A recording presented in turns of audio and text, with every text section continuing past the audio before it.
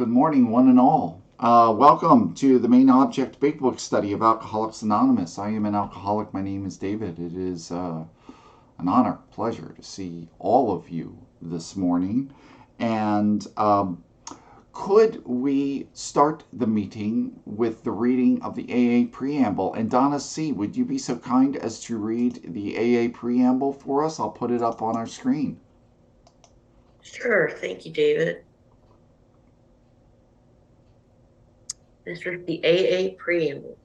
Alcoholics Anonymous is a fellowship of people who share their experience, strength, and hope with each other that they may solve their common problem and help others to recover from alcoholism. The only requirement for membership is a desire to stop drinking. There are no dues or fees for AA membership. We are self-supporting through our own contributions.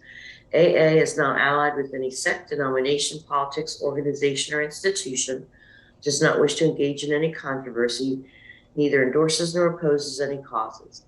Our primary purpose is to stay sober and help other alcoholics to achieve sobriety. Thanks again, David. Thank you, everybody. And would you all please join me in inviting God into this meeting this morning by joining me in the Serenity Prayer.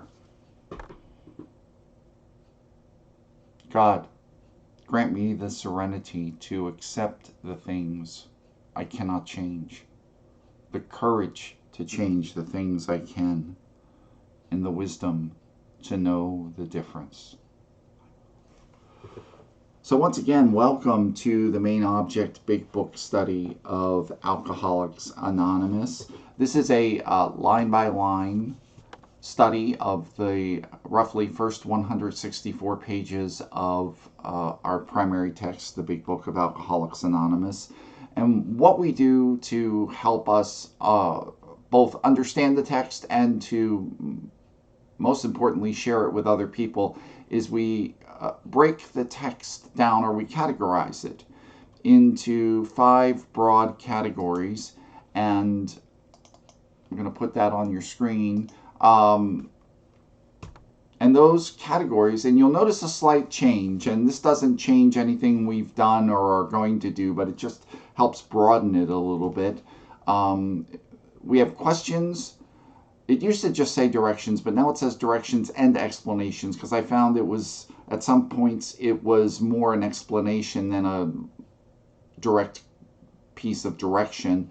And so we have questions, directions, and explanations, promises, warnings, and history. And what I do in order to use the big book most effectively as a tool for my sobriety and to help other people in their sobriety, is I highlight those categories. I use highlighters, and I highlight them in distinct colors so I can, if I want to jump to a promise real quick, I know how to find it, because it's in blue. So those colors for me are orange for questions, directions and explanations are green, promises are blue, warnings are pink, and history I leave blank. And colors are arbitrary, and choose your own. And then today we are on, this is week 13, by the way, and we are on the doctor's opinion. We are, if you are in the blue and yellow edition of the big book, we are on page xxvii, which is the, we are in what I'm calling section, we're finishing up section 1 of the Dr. Silkworth's longer statement, and we are going into section 2. And section 1, if you'll remember, when we talked last week, we talked about it is an interweaving of spirituality and science. That's what Dr. Silkworth introduces into section 1. And we're going to finish up the very end of that, which is actually very good for what we are going to go into. It's good we touch on that theme a little bit. And we're going to go into section 2, which is, I call the Divine Allergy. And notice we'll be looking out for what Dr. Silkworth does here, is that he positions our disease or our malady as a divine allergy, as a that has both physical and spiritual components, and how the physical components interact with the spiritual components in order to basically put us in a position of hopelessness, where there's nothing but, it says, divine, an act of providence that can save us from where we are. So anyway, to jump into the text, I have us, and where we left off is at the very bottom of page, as I said, xxvii, I think 27, and the very last line where it says, of course an alcoholic ought to be freed from his physical craving for alcohol, and this often requires a definite hospital procedure before psychological measures can be of maximum benefit. And what we see here, it's appropriate that this is in what I'm calling section 1, because what he's saying is that the spiritual transformation in general is more effective if the physical component of the disease has been properly addressed. So the other thing, which is I think a very important piece of direction, and I have that section as a piece of direction. So I have that in green, highlighted in green. And so the other thing that's important for me is, and I say this especially because I did not go to rehab, and I don't say that in any kind of pride or ego type of thing, although I will admit to you, there was a time when I did, when I gravitated towards those voices or those arguments in AA that I would hear that would be, I guess you would say, like anti-institution, i.e. anti-rehab, anti-detox, I got sober by sleeping on the clubhouse floor and da. And I really sort of championed that until I realized two things. One is that our literature very clearly distinguishes the importance of hospitalization, and we talked about that a little bit last week. And the second thing is really, it wasn't about any kind of philosophical or stance or belief in what was best for the alcoholic. It was my own spiritual and AA arrogance. I know better, and my experience, if your experience in AA is not like my experience in AA, well, keep working at it, you'll get there someday. And when I read the part of the book where it says my job is to be of maximum usefulness, that meant those character defects had to go for me, or at least practicing them. So again, we see an interweaving of science and spirituality. And so let's move on. This next paragraph, and I am now at the top of xxviii, which I think is Roman numeral page 28.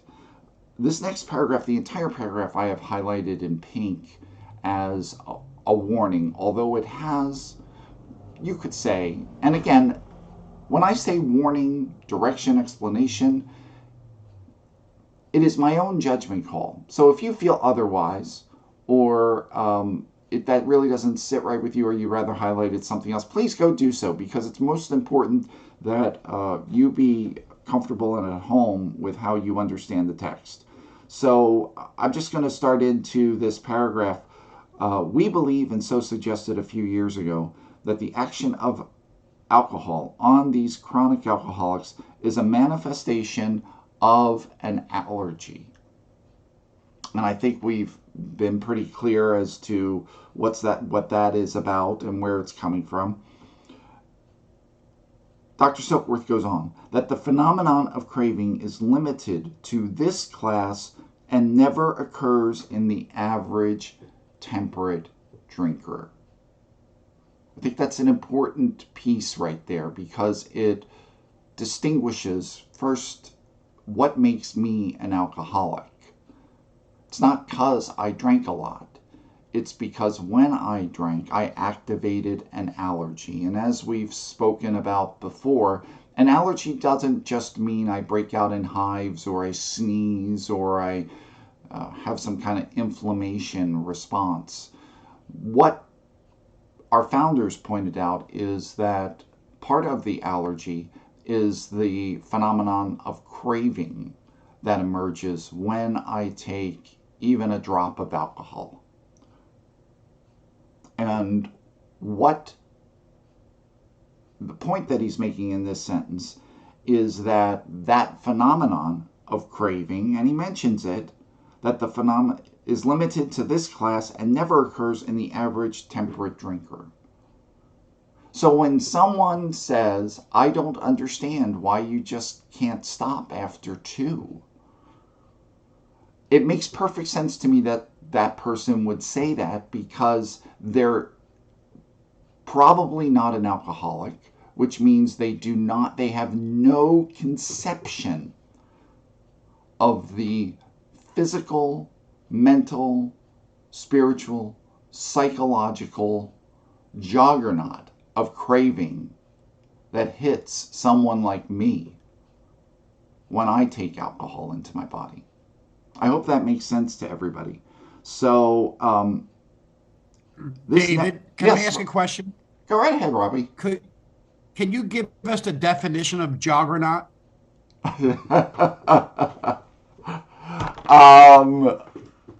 I just pulled it out of my hat, so I am going to say, because it does talk about juggernaut, and it does.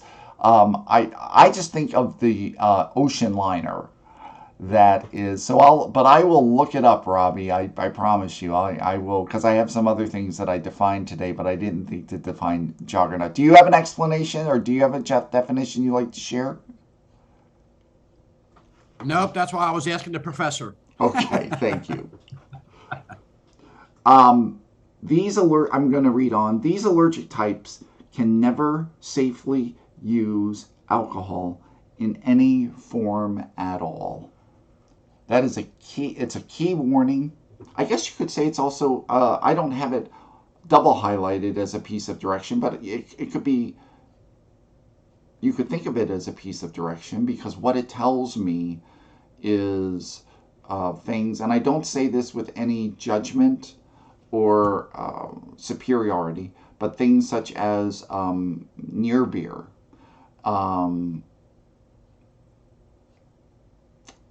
I have to be very, I don't drink near beer. I don't take alcohol in any form. And so if I'm making something, or I don't bake that often, but when I get vanilla extract, I always make sure that I buy the non-alcoholic vanilla extract. And so I can never safely take alcohol into my body in any form. And it is also, this part of the doctor's opinion was also important to me when I attempted to sponsor a young man who shared with me that he was adamant about he could only get to sleep at night if he ate what are they? Basically marijuana gummies. I guess they're legal now in certain states, and so rather than just pitch a fit or be judgmental or whatever, what I could do is just turn to this part of the doctor's opinion and say, well, as if I were going to sponsor you, that wouldn't work because here's what I follow.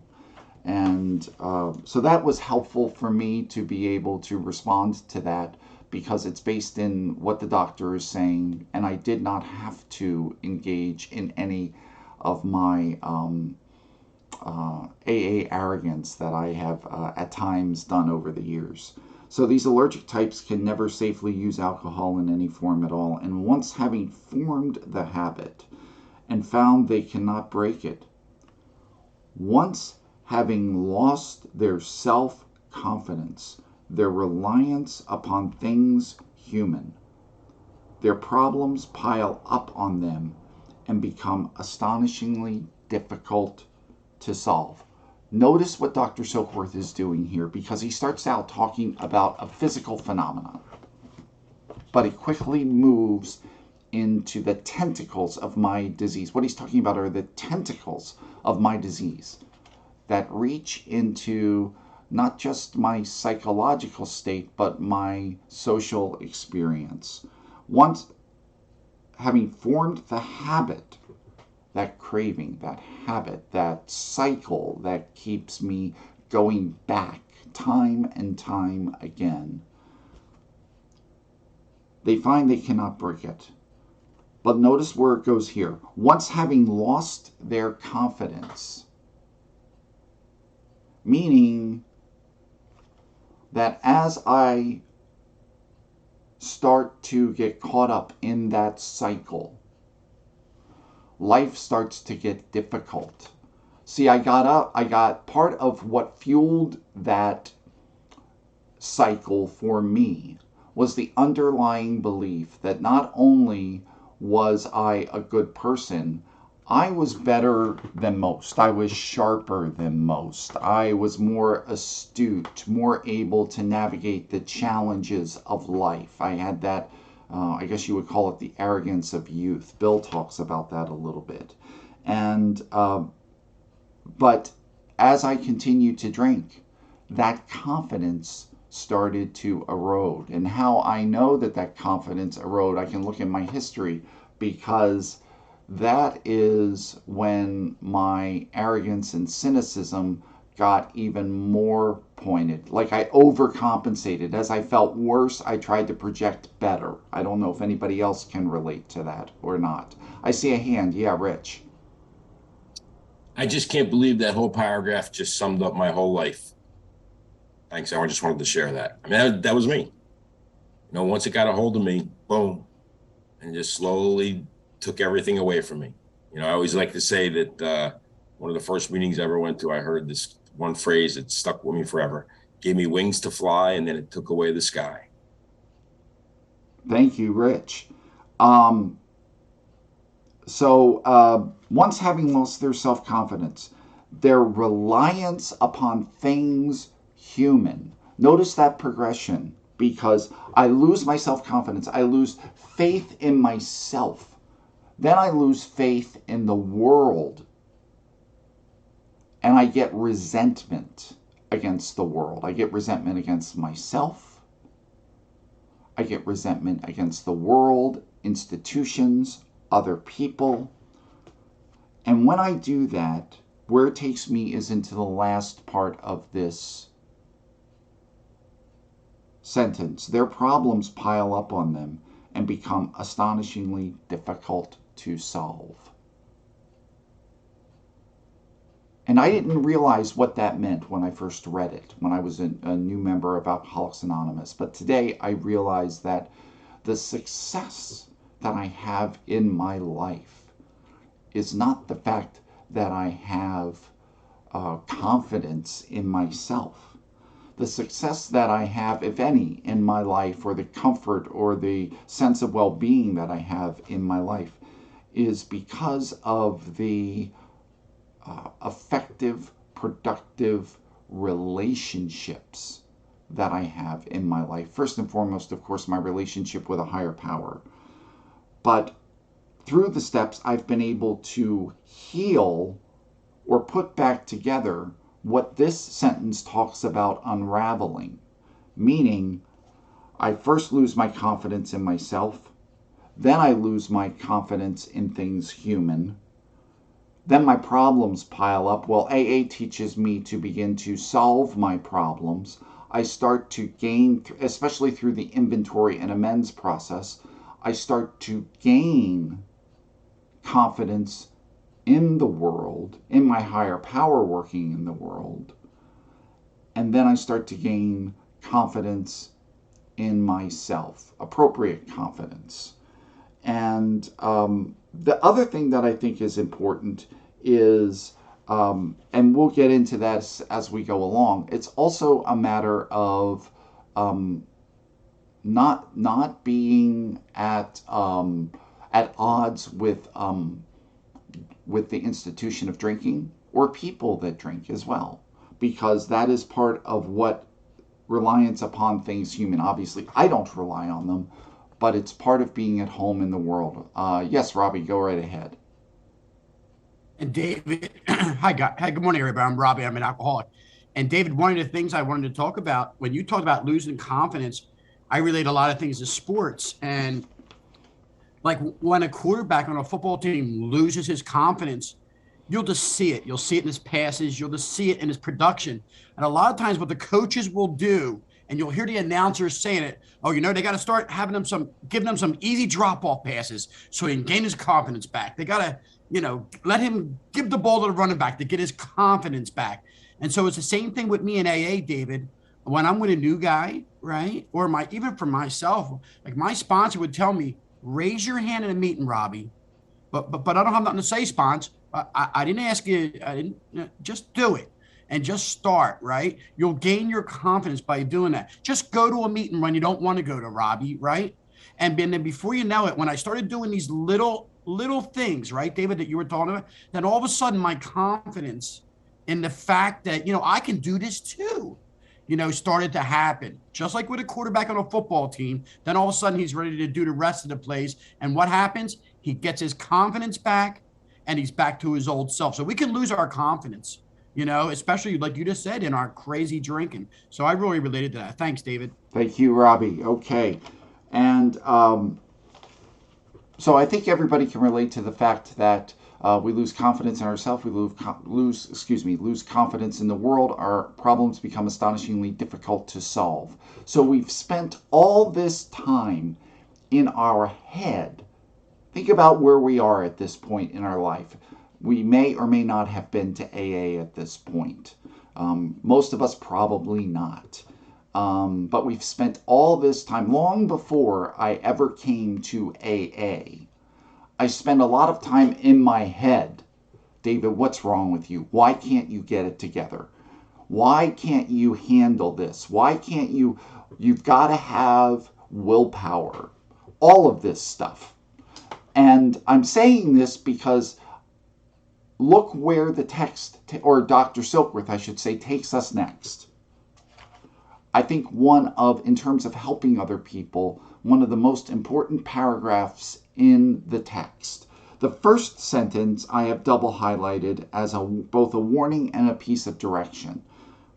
Frothy, emotional appeal seldom suffices. First of all, I try to not assume that I know the meaning when I really don't. Such as, and somebody put it in the chat, thank you for the definition of the word juggernaut, which I didn't know the meaning to. And, but one of those words, which until last week I did not know the meaning of, was frothy. I think of froth, I think when you go to Starbucks and they make a latte and they make the froth at the top. Well, it is somewhat similar. The definition from Webster's that I got was 3 words. Frothy means unsubstantial, shallow, empty. Frothy emotional appeal. And it's going to contrast that frothy emotional appeal in just a moment. But what we want to do, because I don't know about anybody else here, but especially when you're dealing with an active alcoholic, it can kick up emotions. And what that says to me is that emotional reactions to a drinking alcoholic tend to have very little effect. And one of the reasons for this is that, remember, I said I spent years prior to coming to AA in my head, David, why can't you do this? Why can't you handle this? Can't you see what you're doing? Yada, yada, yada, yada, yada, yada. So that any kind of frothy emotional appeal that someone would throw at me, I had been throwing at myself for decades, and it didn't solve the problem. So I become immune to that kind of, I guess you would call it rhetoric, that kind of talk. But the doctor immediately tells us what does work. The message, and I have the rest of this paragraph highlighted in green for direction. The message which can interest and hold these alcoholic people, because isn't that what we want to do? We want to interest and hold that newcomer. The message which can interest and hold these alcoholic people must have depth and weight. So he's setting up a contrast between frothy emotional appeal, which is what my knee-jerk reaction wants to be, versus depth and weight. And where does depth and weight come from? It doesn't come from just time in the program. It comes from the process of working the steps. And where I go in my mind when I think about depth and weight is that part on page, I believe it is on page 18 of There is a Solution, which says, properly armed with the facts about himself. Excuse the sexist language, which could say themselves. Properly armed with the facts about themselves. An alcoholic can win the confidence of another person in a matter of hours. What do I get out of being properly armed with the facts about myself? I get depth and weight. But hold on, I assumed I knew what depth and weight meant. And I didn't, so I looked it up. What does depth mean? It means, well, it can mean many things, but for our purposes, I took the definition reaching down through multiple layers below the surface. And something struck me about, and this is just me, you don't have to adopt this definition, but this was helpful for me. This notion of layers below the surface. So when I talk about my disease, I want to bring depth to it. And my knee-jerk reaction is to take that as meaning profound. I want to be profound. But what I realize is that's just more of self coming out. This through multiple layers below the surface. And what I took from that, my own personal take on that, is in moving through layers below the surface, I'm moving through the idea of how my disease impacted me on a number of layers, specifically layers of relationships. So when I tell my story now, I try to frame it in terms of how it impacted my relationship with myself, my relationship with others, and my relationship with God. Now again, there are 1,000 other ways you can bring depth to your message. But that was just a handy guide that I use that I'm happy to share with you all. So it has to have depth. And it has to have weight. And what does weight mean? What's the definition of weight? Seriousness or severity of impact. And for that, what I do is, that is where my inventory work comes in, becomes a tool where it says, properly armed with the facts about themselves. And also in the family afterwards, remember it, you may remember, or we'll come to it eventually, where it talks about an alcoholic's dark past is his greatest asset. And this is exactly why, what it's talking about here. And I'm just going to finish up this paragraph, and then we're at 7:01, so we'll open it up for discussion if people want to add comments. In nearly all cases, their ideals must be grounded in a power greater than themselves if they are to recreate their life. So my ideals, what I aim for, my goals in AA must be grounded in a power greater than myself. So maybe, and again, this is just how I see it. What depth and weight come down to is the destruction that happens in my life because of how my drinking impacted those 3 layers of relationship: myself, other people, and with God. And ultimately, what I see my disease at. And when I hear a really good speaker, what I almost always hear is it comes down to ultimately their relationship with God. And jumping ahead to the book, and I'll open it up with this, is that when we are reading the introduction to the story section of the book, which we probably won't get to, but I'm just going to throw this in there, it makes mention about how these stories convey the writer's relationship with God. So with that, what I want to do is, I've been talking a lot, and we will continue on with the text, but I want to give people an opportunity because are there any thoughts or any reflections, anything you want to share at this point? And again, we've been talking about the divine allergy and the necessity for conveying this message with depth and weight. Okay, then I don't see any hands, so what I'm going to do is continue onward, and at this point, please feel free to chime in. But what I'm going to do, if you'll forgive me, I did not yet post the multiple, it seems like every week we get sort of more and more announcements that I'm putting in the chat section. So there's the first section of announcements there that talk about the categories, that talk about our YouTube. We have a YouTube channel now, gang. That's where the recordings go. And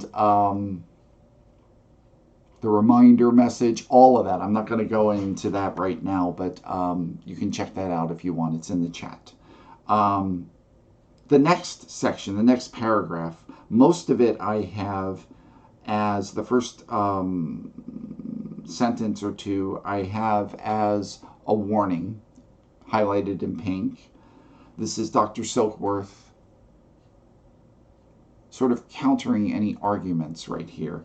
If any feel that as psychiatrists directing a hospital for alcoholics we appear somewhat sentimental, let them stand with us a while on the firing line, see the tragedies, the despairing wives, the little children. Let the solving of these problems become a part of their daily work, and even their sleeping moments. And the most cynical will not wonder that we have accepted and encouraged this movement. And Dr. Silkworth is essentially coming back to, he has talked about, he's given us a clear and important piece of direction.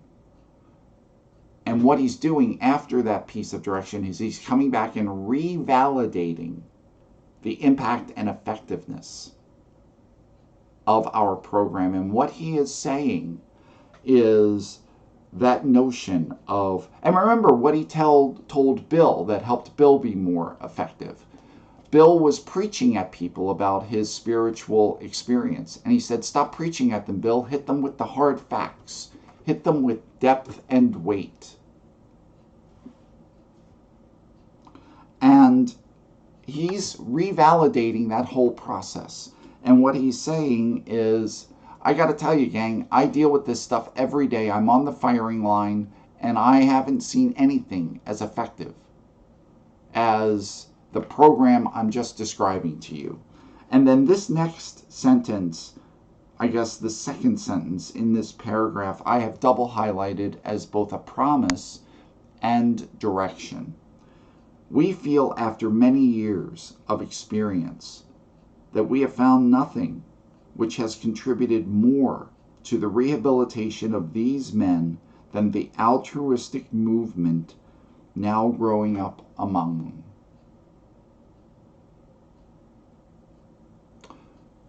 A promise, clearly, because it is promising effectiveness. Direction.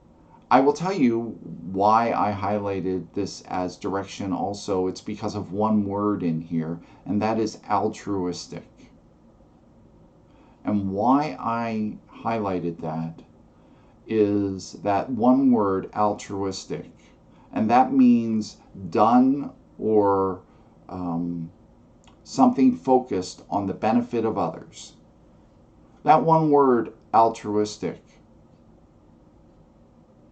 prompts me, demands, you could say, that I work all 12 steps of Alcoholics Anonymous, because my self-centeredness is such as like, I'll do these things, but I'll only do them if you'll elect me king of AA, or I can be better than you. And so I will say that my step work to this day is motivated by the drive to bring the spirit of altruism into all areas of my life, and in particular, my work with Alcoholics Anonymous. The next paragraph. Everybody cool? Well, first of all, before I jump ahead, everybody cool with that? Anybody want to throw in 2 cents? Okay, we're good. All right, I'm going to forward you ahead, because at this point, remember, gang, if you want to, we've got about 7 minutes left, so if you want to chime in at any point, please do raise your hand. A key warning. I almost want to double highlight this as warning and green for not so much direction as explanation, because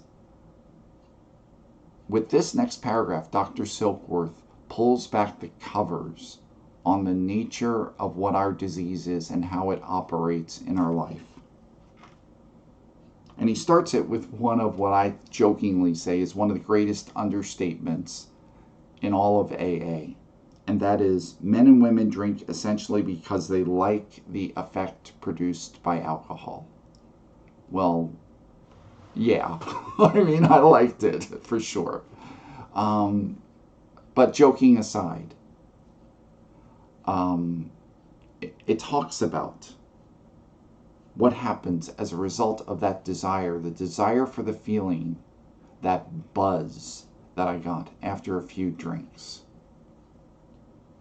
The sensation is so elusive that while they admit it is injurious, they cannot, after a time, differentiate the true from the false. We could have an hour-long meeting just on that last sentence. And there's this attractive experience we have when we pick up a drink. And I can admit that some bad things happen. But what that experience does over time is it morphs and mutates and destroys my judgment and my ability to discern or tell the difference between what is real and what is fantasy. Joe, I see your hand up, please. Yeah, good morning, David. That last paragraph, and I think it's in combination with what you just read, I always felt that it appealed to the non-alcoholic dealing with the experience of having an alcoholic in their life, either a doctor, a physician, or a family member. I'm not sure if that applies in that way, but I think it would be for someone reading this book who is dealing with an alcoholic, and it's an explanation of what is going on in the alcoholic's, I guess, character. That's all I got. Thank you, Joe. And Kathy, please. Yeah, so this is, I don't even know if it's more of a question, but this was just how it came to me. So the sensation being so elusive, they cannot after a time differentiate the true from the false, whether they're drinking or not. At least that was the case for me. It didn't matter if I was drunk. I somehow was losing touch with reality.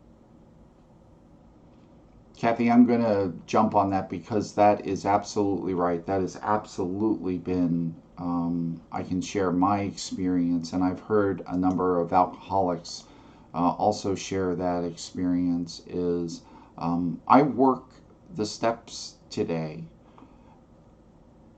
and I work them probably more diligently than ever, not just because I want to avoid a relapse back into alcohol, but even more so because I have seen, after a number of years of sobriety, how that inability to discern the true from the false lives in my life to this day, and negatively impacts my goals, my relationships, my aspirations, my perceptions. And I think it is the underlying, I would go so far as to say that is the underlying or key element of the malady, which drove my drinking, and I believe drives the drinking of a lot of people that I encounter. To them, their alcoholic life, I'm reading on, seems the only normal one.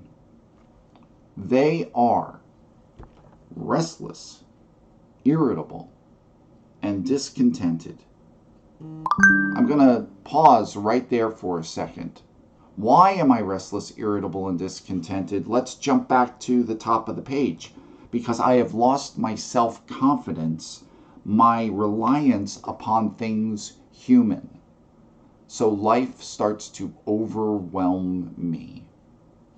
But since I cannot tell the true from the false, I don't necessarily see that. As a matter of fact, I'm congratulating myself on how sharp I am the whole time. I am feeling restless, irritable, and discontent.